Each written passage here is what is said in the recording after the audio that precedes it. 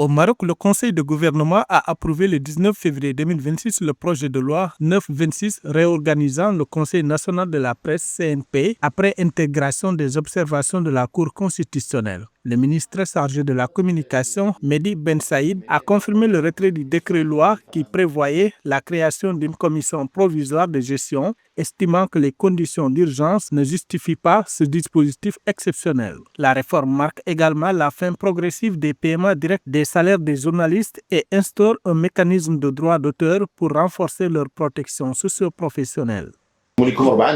Après examen des différents scénarios, le gouvernement a conclu qu'aucun décret ni commission spéciale n'était indispensable pour garantir cette continuité. L'administration peut fonctionner sans cela.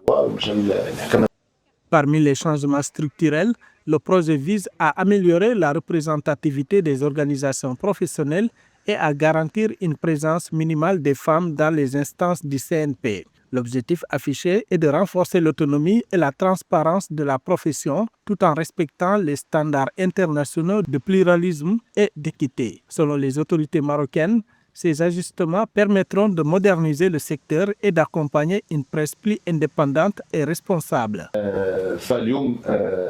Plusieurs missions prévues peuvent être assurées par des décisions administratives ordinaires. La continuité administrative sera assurée par la prolongation de la validité des cartes de presse afin d'éviter tout vide institutionnel dans l'attente de l'adoption définitive de la nouvelle loi.